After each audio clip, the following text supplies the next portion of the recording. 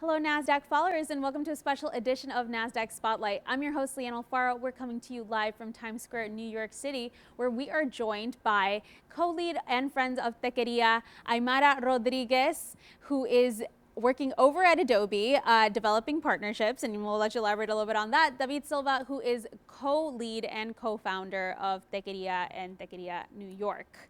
Thank you so much for being here. Thank you for having us. So start by telling me a little bit about Techqueria, which is the largest organization, nonprofit for Latinos in tech. Yeah, so Techqueria was started as a community. I was living in Silicon Valley at the time, and we saw the need to connect more Latino people in tech. Like, we knew the numbers existed. They're very small, but we had very few friends that were Latino in tech. We said, okay, if we start a community, we're going to be able to find each other and help each other out. We have grown. We're in about 12 cities now across the U.S. With tons of volunteers. We're like an official nonprofit now with like fundraising and objectives and programming and all that. And we do our best to help connect other Latinos to each other and help each other out. Amazing.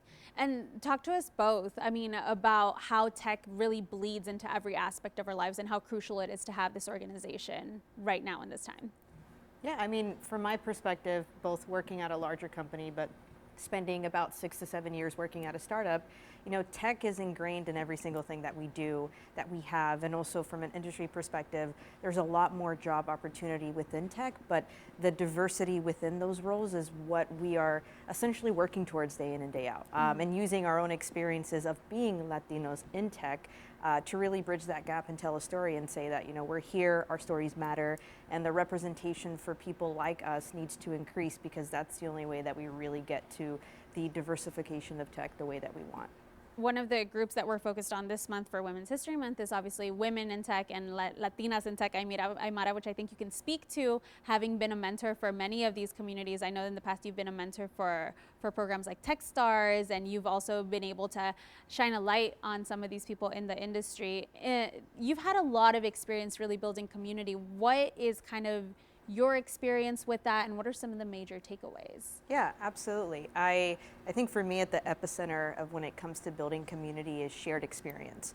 Community really boils down to finding people that you feel you can be yourself with, that understand the hurdles and the experience of navigating whatever it is that you're navigating through. And so I'd say from my perspective, it's really been critical to help people see that what they're trying to achieve is possible. If they're a fellow Latina in tech, or if they're a fellow person of color or a founder of color, and they're not seeing enough of themselves represented, that doesn't mean that it isn't possible for them. And so I think when it comes to organizations or groups within organizations that truly want to build an intact community, it's important to remember that at the end of the day, the shared experience is important. And to David's point, we're not just trying to get together and talk about what it is to be Latinos in tech, but we want to continue to kind of insert ourselves in the discussion into the industry and show that we have value just like anyone else. What does it take to build a very genuine community that feels like they can share this feedback with the company, and there's like kind of like a feedback loop there?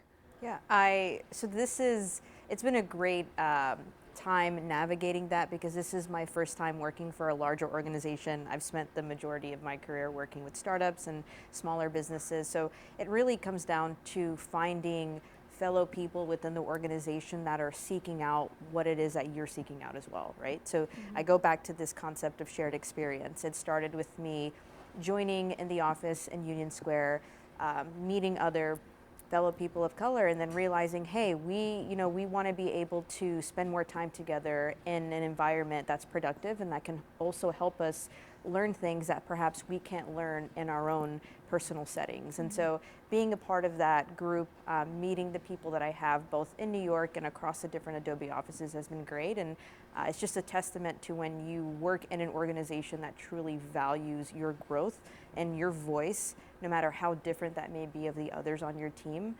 When they acknowledge that as critical, you feel more open to really talk about what it is to be a person of color in tech.